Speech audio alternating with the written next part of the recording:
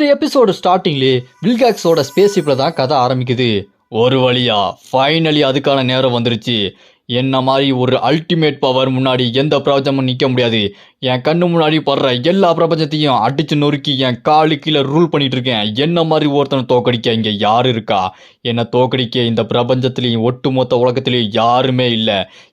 என்னை தோக்கடிக்கிற ஒரு வெப்பன், அந்த மாதிரியான ஒரு வெப்பனும் இங்கே கிடையவே கிடையாது. என்னை த்ரெட் பண்ணுற மாதிரியான ஒரு வெப்பன் நான் இப்போ தான் ஒன்று கண்டுபிடிச்சேன்.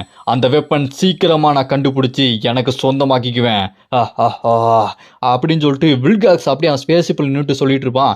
வில்காக்ஸ் பார்க்கறதுக்கே சும்மா செம்ம பயங்கரமாக இருக்கான். பாதி ஹல்க்கு பாதி தானோஸை மிக்ஸ் பண்ணி கையில் காலட்டு மாதிரி ஏதோ போட்டு வச்சுட்டு வெறித்தனமாக இருக்கான்.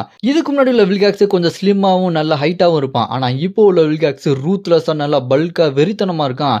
இந்த லுக்கும் ஓரளவுக்கு நல்லா தாங்க இருக்கு. அப்படியே கட் பண்ணா ஸ்பேஸ்ல எரிக்கல் அப்படி சம வேகமா பறந்து போயிட்டு இருக்கு.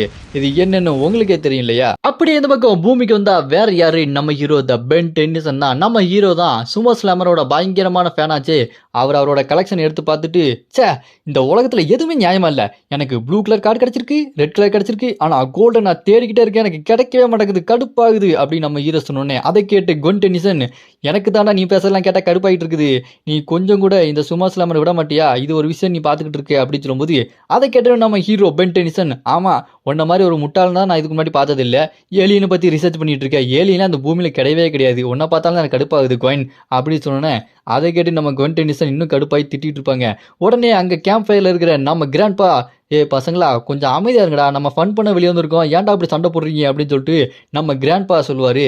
அப்போ தான் அவங்க 3 பேரோட லுக்கை பார்த்தா நம்ம கிராண்ட்பா நல்லா பல்காக இருப்பார். இப்போ பார்த்தா நல்லா ஸ்லிம் ஆகிட்டாரு, ரொம்ப டெரராக இருக்காரு ஆளு. பக்கத்துல நம்ம ஹீரோ பென் டென்னிசனும் கொன் டென்னிசனும் உட்காந்துட்டு இருப்பாங்க. அப்போ நம்ம ஹீரோ பென் கிராண்ட்பா கிட்ட, கிராண்ட்பா நாங்கள் சின்ன வயசுலேருந்து எப்படி தானே சண்டை போட்டுகிட்டே இருப்போம், இது எப்போதுமே நடக்கிறது தானே அப்படி சொன்னோன்னே அதை கேட்டு நம்ம கிராண்ட்பா, பசங்களா நம்ம என்ன இதை பற்றி பேசுறதுக்கு அங்கே வந்துருக்கோம், நம்ம ட்ரிப்புக்கு வந்திருக்கோம்டா அப்படின்னு சொல்லும்போது பக்கத்தில் இருக்க கொன் டென்னிசன் நம்ம ஹீரோ பென்னை பார்த்து, பெண்ணுக்கு எப்போதுமே அறியவே கிடையாது, சொல்கிறது கேளு, ஏலியன்ஸ்லாம் கண்டிப்பாக இருக்கிறாங்க, அதெல்லாம் உனக்கு தெரியாது, அதெல்லாம் உண்மைதான் அப்படின்னு நம்ம கொன் டென்னிசன் பென்னுக்கிட்ட சொல்லிட்டு இருப்பாங்க.